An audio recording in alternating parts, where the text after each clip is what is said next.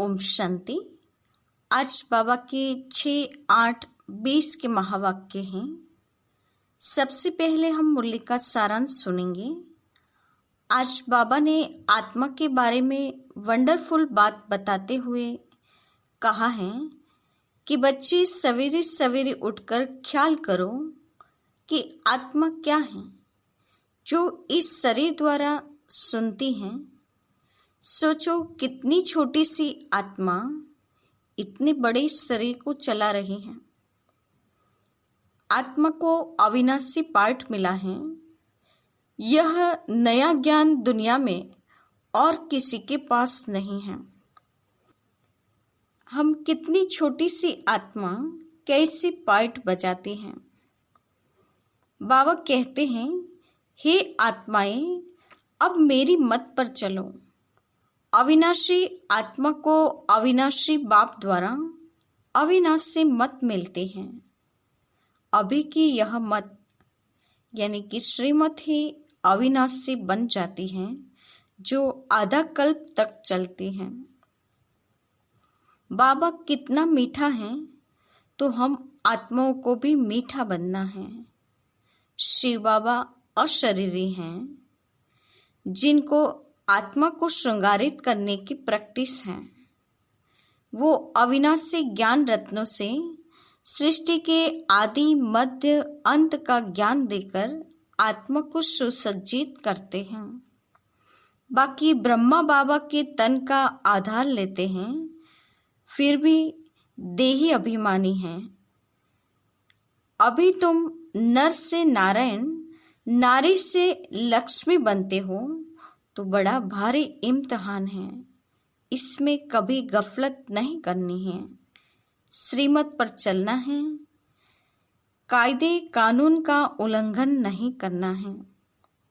और अंत में बाबा ने हम सब बच्चों को पोतामेल चेक करने के लिए कहा कि कमाई की या नुकसान किया चेक करें। बाप को कितना याद किया, कितने को रास्ता बताकर अंधों की लाठी बने हो। मुझसे कोई अकर्तव्य कार्य तो नहीं हुआ है। ये सारी बातों का चार्ट रखते हुए स्वयं की चेकिंग करनी है।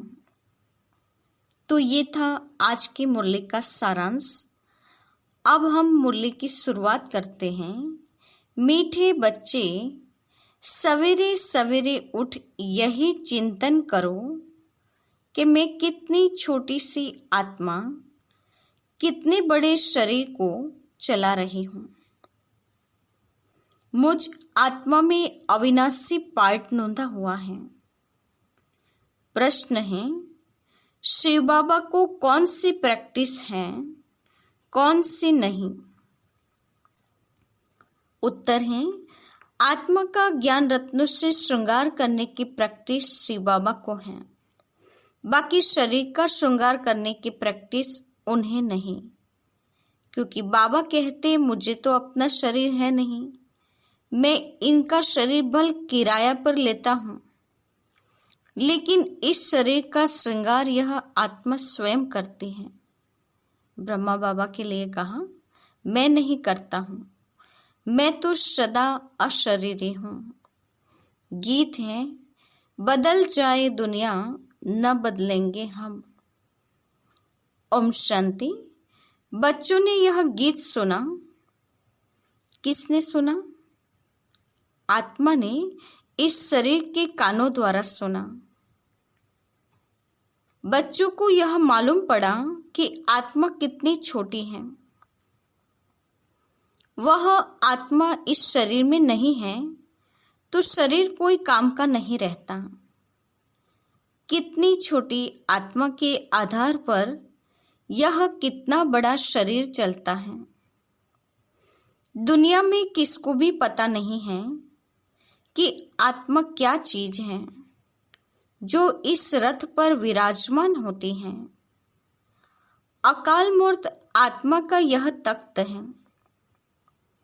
बच्चों को भी यह ज्ञान मिलता है। कितना रमणीक रहस्य युक्त है। जब कोई ऐसी रहस्य युक्त बात सुनी जाती है तो चिंतन चलता है। तुम बच्चों का भी यही चिंतन चलता है कि इतनी छोटी सी आत्मा है इतने बड़े शरीर में। आत्मा में 84 जन्मों का पार्ट नूंदा हुआ है। शरीर तो विनाश हो जाता है, बाकी आत्मा रहती है। यह बड़ी विचार की बातें हैं। सवेरे सवेरे उठकर यह ख्याल करना चाहिए। बच्चों को स्मृति आई है, आत्मा कितनी छोटी है। उनको अविनाशी पार्ट मिला हुआ है। मैं आत्मा कितनी वंडरफुल हूँ। यह नया ज्ञान है जो दुनिया में किसको भी नहीं है। बाप ही आकर बतलाते हैं जो सिमरन करना होता है। हम कितनी छोटी सी आत्मा कैसे पार्ट बजाते हैं। शरीर 5 तत्वों का बनता है। बाबा को थोड़ी मालूम पड़ता है श्री बाबा की आत्मा कैसे आती जाती है। ऐसे भी नहीं सदैव इसमें रहती है। नहीं, तो यही चिंतन करना है। तुम बच्चों को बाप ऐसा ज्ञान देते हैं जो कभी कोई को मिल न सके। तुम जानते हो बरोबर यह ज्ञान इनकी आत्मा में नहीं था और सत्संगों में ऐसी ऐसी बातों पर कोई का ख्याल नहीं रहता। आत्मा और परमात्मा का रिंचक भी ज्ञान नहीं है। कोई भी साधु सन्यासी आदि यह थोड़ी समझते हैं कि हम आत्मा शरीर द्वारा इनको मंत्र देती हैं। आत्मा शरीर द्वारा शास्त्र पढ़ती हैं। एक भी मनुष्य मात्र आत्मा अभिमानी नहीं है। आत्मा का ज्ञान कोई को है नहीं, तो फिर बाप का ज्ञान कैसे होगा। बाबा ने कहा पूरी दुनिया में शास्त्र पढ़ना, मंत्र देना, जो भी कार्य हो रहा है देहभान में हो रहा है। आत्मभान किसी को भी नहीं है। और बाबा ने कहा भला आत्मभान नहीं तो परमात्मा कैसे याद आएगा। तुम बच्चे जानते हो हम आत्माओं को बाप कहते हैं। मीठे मीठे बच्चों, तुम कितना समझदार बन रहे हो। ऐसा कोई मनुष्य नहीं जो समझे कि इस शरीर में जो आत्मा है उनको परमपिता परमात्मा बैठ पढ़ाते हैं। कितनी समझने की बातें हैं, परंतु फिर भी धंधे आदि में जाने से भूल जाते हैं। पहले तो बाप आत्मा का ज्ञान देते हैं जो कोई भी मनुष्य मात्र को नहीं है। गायन भी है ना, आत्माएं परमात्मा अलग रहे बहुकाल, हिसाब है ना। तुम बच्चे जानते हो आत्मा ही बोलती है शरीर द्वारा। आत्मा ही शरीर द्वारा अच्छे व बुरे काम करती है। बाप आकर आत्माओं को कितना गुल गुल बनाते हैं। पहले पहले तो बाप कहते सवेरे सवेरे उठकर यही प्रैक्टिस व ख्याल करो कि आत्मा क्या है जो इस शरीर द्वारा सुनती है। आत्मा का बाप परमपिता परमात्मा है जिसको पतित पावन ज्ञान का सागर कहते हैं। फिर कोई मनुष्य को सुख का सागर, शांति का सागर कैसे कह सकते हैं। क्या लक्ष्मी नारायण को कहेंगे सदैव पवित्रता का सागर है। नहीं, एक बाप ही सदैव पवित्रता का सागर है। मनुष्य तो सिर्फ भक्ति मार्ग के शास्त्रों का बैठ वर्णन करते हैं। प्रैक्टिकल अनुभव कुछ भी नहीं है।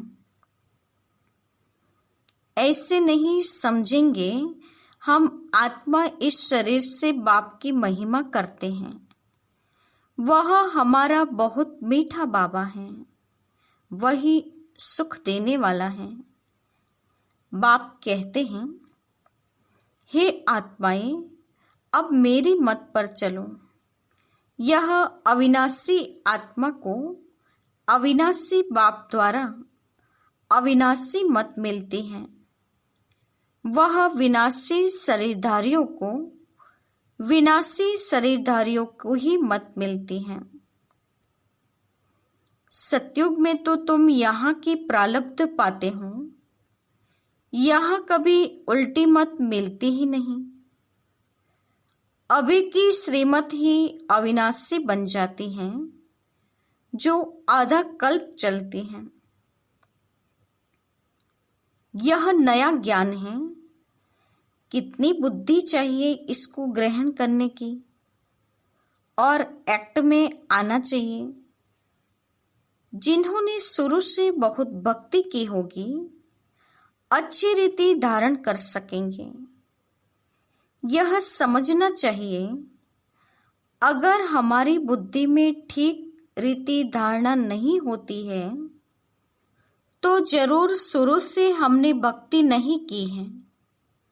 बाप कहते हैं, कुछ भी नहीं समझते हो तो बाप से पूछो, क्योंकि बाप हैं अविनाशी सर्जन। उनको सुप्रीम सोल भी कहा जाता है। आत्मा पवित्र बनती है तो उनकी महिमा होती है। आत्मा की महिमा है तो शरीर की भी महिमा होती है।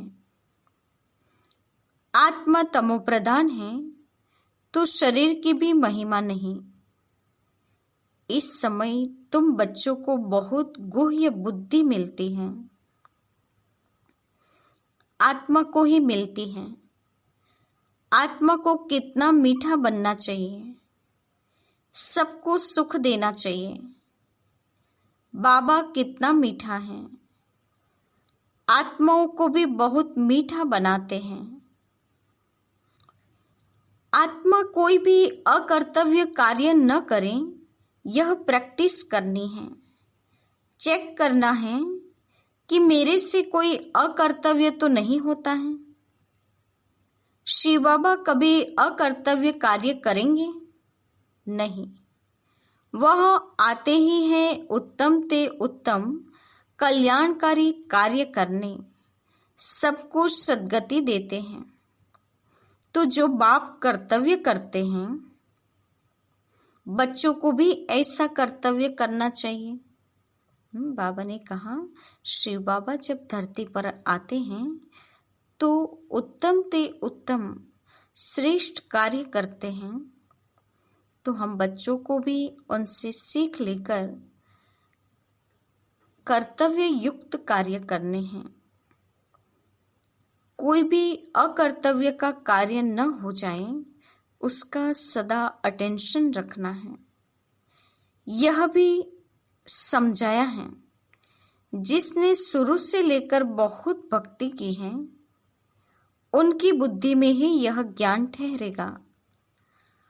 अभी भी देवताओं के ढेर भक्त हैं, अपना सिर देने के लिए भी तैयार रहते हैं। बहुत भक्ति करने वालों के पिछाड़े कम भक्ति करने वाले लटकते रहते हैं। उनकी महिमा गाते हैं। उनका तो स्थूल में सब देखने में आता है। यहाँ तुम हो गुप्त। तुम्हारी बुद्धि में सृष्टि के आदि मध्य अंत का सारा ज्ञान है। यह भी बच्चों को मालूम है। बाबा हमको पढ़ाने आए हैं, अब फिर हम घर जाएंगे। जहाँ सब आत्माएं आती हैं, वहाँ हमारा घर है। वहाँ शरीर नहीं तो आवाज कैसे हो? आत्मा के बिना शरीर जड़ बन जाता है। मनुष्यों का शरीर में कितना मोह रहता है। आत्मा शरीर से निकल गई तो बाकी 5 तत्व, उन पर भी कितना लव रहता है। स्त्री पति की चिता पर चढ़ने के लिए तैयार हो जाती है, कितना मोह रहता है शरीर में। अभी तुम समझते हो नष्टो मोहा होना है सारी दुनिया से, यह शरीर तो खत्म होना है, तो उनसे मोह निकल जाना चाहिए ना। परंतु बहुत मोह रहता है। ब्राह्मणों को खिलाते हैं, याद करते हैं ना, फलाने का श्राद्ध है, अब वह थोड़ी खा सकते हैं। तुम बच्चों को तो अब इन बातों से अलग हो जाना चाहिए। ड्रामा में हर एक अपना पार्ट बजाते हैं। इस समय तुमको ज्ञान है, हमको नष्टो मोहा बनना है। मोहजीत राजा की भी कहानी है ना, और कोई मोहजीत राजा होता नहीं। यह तो कथाएं बहुत बनाई है ना। वहां अकाले मृत्यु होती नहीं तो पूछने की भी बात ही नहीं रहती। इस समय तुमको मोहजीत बनाते हैं। स्वर्ग में मोहजीत राजाएं थे, यथा राजा रानी तथा प्रजा ऐसे हैं। वह है ही नष्टो मोहा की राजधानी।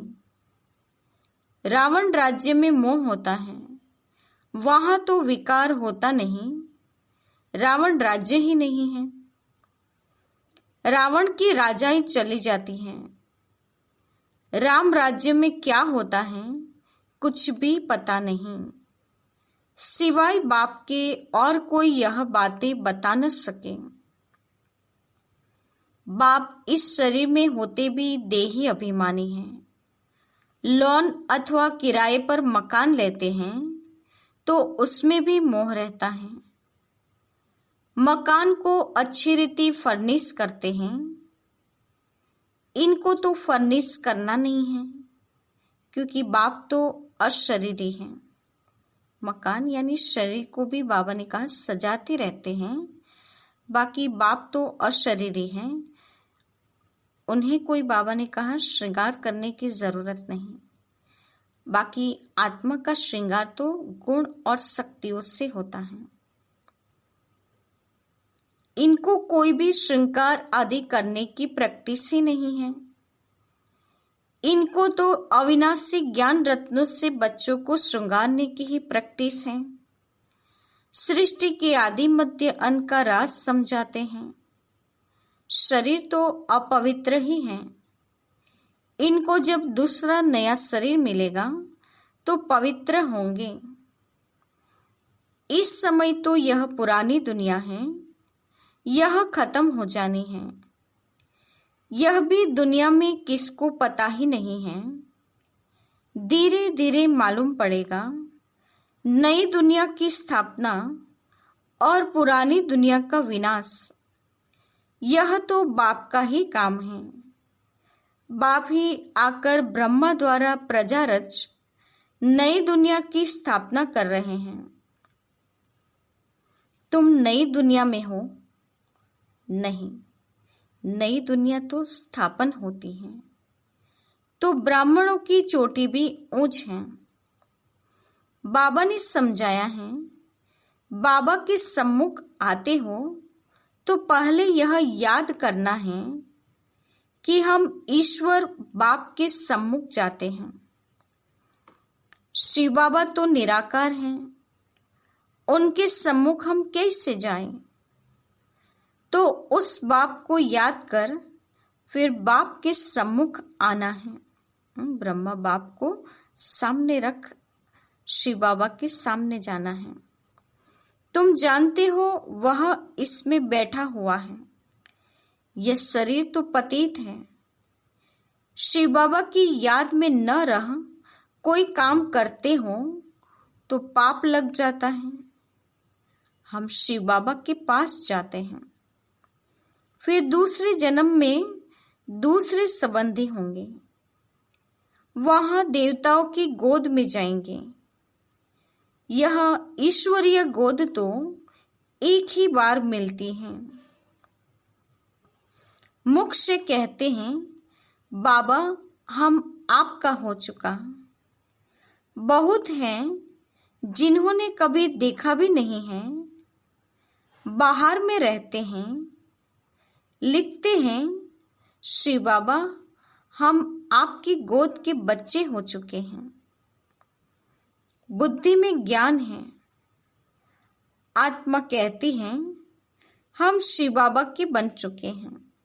आत्मा स्वीकार करती है कि हम श्री बाबा के हो चुके हैं। इनकी पहले हम पतित की गोद के थे, भविष्य में पवित्र देवता की गोद में जाएंगे। यह जन्म दुर्लभ है। हीरे जैसा तुम यहाँ संगम युग पर बनते हो। संगम युग कोई उस पानी के सागर व नदियों को नहीं कहा जाता। रात दिन का फर्क है। ब्रह्मपुत्रा बड़े ते बड़ी नदी है जो सागर में मिलती हैं। नदियां जाकर सागर में पड़ती हैं। तुम भी सागर से निकली हुई ज्ञान नदी हो। ज्ञान सागर शिव बाबा हैं।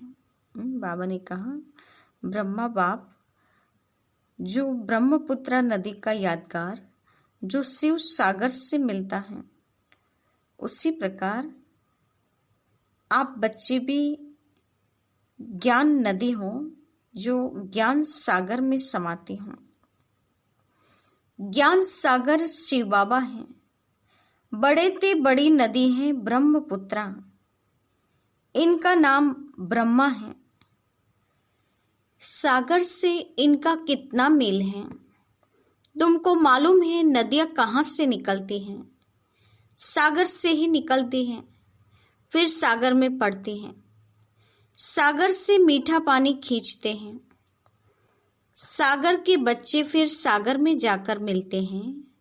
तुम भी ज्ञान सागर से निकली हो, फिर सब वहां चली जाएगी जहां वह रहते हैं।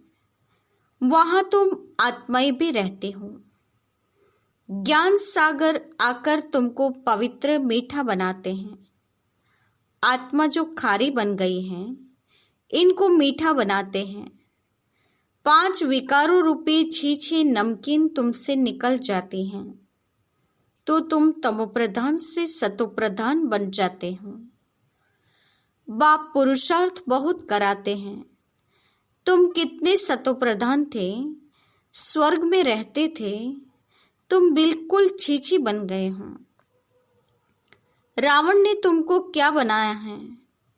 भारत में ही गाया जाता है, हीरे जैसा जन्म अमोलक। बाबा कहते रहते तुम कौड़ियों पिछाड़ी क्यों हैरान होते हो? कौड़ियां भी जास्ती थोड़ी चाहिए। गरीब झट समझ जाते हैं। साहूकार तो कहते हैं अभी हमारे लिए यहाँ ही स्वर्ग है। तुम बच्चे जानते हो, जो भी मनुष्य मात्र हैं, सबका इस समय कौड़ी जैसा जन्म है। हम भी ऐसे थे। अभी बाबा हमको क्या बनाते हैं? एम ऑब्जेक्ट तो है ना। हम नर से नारायण बनते हैं। भारत अब कौड़ी जैसा कंगाल है ना। भारतवासी खुद थोड़े ही जानते। यहाँ तुम कितने साधारण अबलाए हो। कोई बड़ा आदमी होगा तो उनको यहाँ बैठने की दिल नहीं होगी। जहाँ बड़े बड़े आदमी सन्यासी गुरु आदि लोग होंगे, वहाँ की बड़ी बड़ी सभाओं में जाएंगे। बाप भी कहते हैं मैं गरीब निवास हूँ। कहते हैं भगवान गरीबों की रक्षा करते हैं। अभी तुम जानते हो हम कितने शाहूकार थे, अभी फिर बनते हैं। बाबा लिखते भी हैं तुम पद्मा पदम पति बनते हो। वहां पर मारा मारी नहीं होती है। यहाँ तो देखो पैसों के पीछे कितनी मारा मारी है, रिश्वत कितनी मिलती है। पैसे तो मनुष्य को चाहिए ना। तुम बच्चे जानते हो बाबा हमारा खजाना भरपूर कर देते हैं। आधा कल्प के लिए जितना चाहिए उतना धन लो, परंतु पुरुषार्थ पूरा करो, गफलत नहीं करो। कहा जाता है ना, फॉलो फादर। फादर को फॉलो करो तो यह जाकर बनेंगे। नर से नारायण, नारी से लक्ष्मी, बड़ा भारी इम्तिहान है। इसमें जरा भी गफलत नहीं करनी चाहिए। बाप श्रीमत देते हैं तो फिर उस पर चलना है। कायदे कानून का उल्लंघन नहीं करना है। श्रीमत से ही तुम श्री बनते हो। मंजिल बहुत बड़ी है। अपना रोज का खाता रखो, कमाई की या नुकसान किया, बाप को कितना याद किया, कितनों को रास्ता बताया। अंधों की लाठी तो तुम हो ना। तुमको ज्ञान का तीसरा नेत्र मिला है। अच्छा, मीठे मीठे सिकिलते बच्चों के प्रति माता पिता बाप दादा का याद प्यार और गुड मॉर्निंग। रूहानी बाप की रूहानी बच्चों को नमस्ते। हम रूहानी बच्चों की रूहानी माता पिता बाप दादा को याद प्यार और नमस्ते। पूरी मूल्य का धारणा युक्त मुख्य सार। पहली पॉइंट, जैसे बाप मीठा है ऐसे मीठा बन सबको सुख देना है। कोई भी अकर्तव्य कार्य नहीं करना है। उत्तम से उत्तम कल्याण का ही कार्य करना है। दूसरी पॉइंट, कौड़ियों की पिछाड़ी हैरान नहीं होना है। पुरुषार्थ कर अपनी जीवन हीरे जैसी बनानी है। इसमें गफलत नहीं करनी है। आज का वरदान है, चैलेंज और प्रैक्टिकल की समानता द्वारा स्वयं को पापों से सेफ रखने वाले विश्व सेवाधारी भव। चैलेंज और प्रैक्टिकल की समानता द्वारा स्वयं को पापों से सेफ रखने वाले विश्व सेवाधारी भव। वरदान का स्पष्टीकरण है, आप बच्चे जो चैलेंज करते हो उस चैलेंज और प्रैक्टिकल जीवन में समानता हो, नहीं तो पुण्य आत्मा के बजाय बोझ वाली आत्मा बन जाएंगे। इस पाप और पुण्य की गति को जानकर स्वयं को सेफ रखो, क्योंकि संकल्प में भी किसी भी विकार की कमजोरी, व्यर्थ बोल, व्यर्थ भावना, घृणा व ईर्ष्या की भावना पाप के खाते को बढ़ाती है। इसलिए पुण्य आत्मा भव के वरदान द्वारा स्वयं को सेफ रख विश्व सेवाधारी बनो। संगठित रूप में एक मत एक रस स्थिति का अनुभव कराओ। बाबा ने कहा, चैलेंज और प्रैक्टिकल जीवन में समानता इस प्रकार हो कि कोई भी व्यर्थ बोल, भावना या द्रोणा ईर्ष्यावश पाप का खाता बढ़ाना नहीं है और पुण्य आत्मा भव के वरदान से सदा स्वयं को सेफ रख विश्व कल्याणकारी बनना है। आज का स्लोगन है, पवित्रता की समा चारों ओर जलाओ तो बाप को सहज देख सकेंगे। पवित्रता की समा चारों ओर जलाओ तो बाप को सहज देख सकेंगे। बाबा ने कहा, बाप को देखना है, बाप को प्रत्यक्ष करना है तो अपने आसपास पवित्रता की समा को जलाकर रखो। आज के मुख्य पॉइंट्स हैं, छोटी सी आत्मा में अविनाशी पार्ट भरा है। ये वंडरफुल नया ज्ञान है जो केवल बाप ही देते हैं, दुनिया में और किसी के पास नहीं है। बाबा हमारी आत्मा का ज्ञान रत्नों से श्रृंगार करते हैं। बाप समान मीठा बनना है। उत्तम ते उत्तम कल्याणकारी कार्य बाप समान करते जाना है अकल्याण का कोई भी कार्य नहीं करना है। शरीर से मोह निकाल नष्ट मोहा बनना है। आज बाबा के साथ संबंध अविनाशी सर्जन का, आज की स्थिति नष्ट मोहा, आज का स्वमान हम पद्मा पदम पति बनते हैं।